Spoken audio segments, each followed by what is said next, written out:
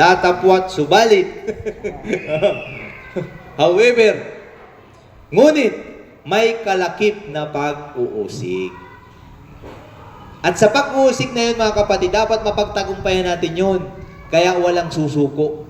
The more kang inuusig, parang ganito yan eh. Ang ilustrasyon ko dyan, habang ikay palapit ng palapit, no?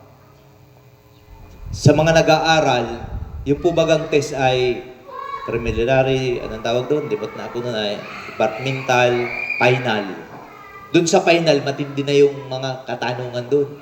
Ano? Patindi ng patindi. Amin po. Sa apoy naman, at yung apoy ang ating pinag-usapang kahapon. Yung apoy. Palapit ka lang palapit sa apoy, anong maramdaman mo? Painit ng painit. Amen? Doon sa sound, sa may auditorium, nakarating natin ay nagpapasinaya. Ano? Tawag doon. Nagpapalidong ang mga bihog. Habang lumalapit ka, anong marinig mo? Palakas ng palakas. Ano? Ang tunog. Ganon din po sa paglilingkod. Yung testing sa atin, the more kang nagpapabanal, the more kang naglilingkod sa Diyos, darami yung mga taong uusig sa iyo. Kasi ang gusto ng dyablo, atakin ka kapabalik. Kaya yung nagpapatuloy sa kabila ng hindrances, obstacles, mga panghusga, persecution, mga kapatid, tuloy-tuloy na naglilingkod sa Panginoon. Yun, yung tunay na alagad ng Panginoon. Pero yung iba, saka na lang ay niya pag wala na yan, kapatid natin yan dyan.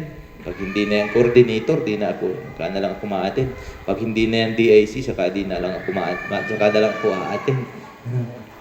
Pag hindi na lang yan, mga kapatid, hindi ho tayo makapagpapatuloy. Amen? Sabi dito, ngunit may kalakip na pag-uusig at sa kabilang buhay ay magkakaroon ng buhay na walang hanggan. Amen. Kaya yung pagpapala, di ba nauna 100 folds. Biyaya po yun. Jackpot tayo. Yun nga sa ABC, pag tumaya ka, di ba? Di ba? Ako magtataya nung araw nung hindi pa ako nakakilala sa Panginoon. Paborito ko po yan sa mga ganyang mga peryahan. ABC ang pinupuntahan ko. At ako'y nagkakapira, hindi ako tinatalo at ini-eskalira ko. Sasabihin ng mga Kuya, huwag ka na pong magtaya. Bakit? Ini-eskalira mo. Gusto kong tumaya.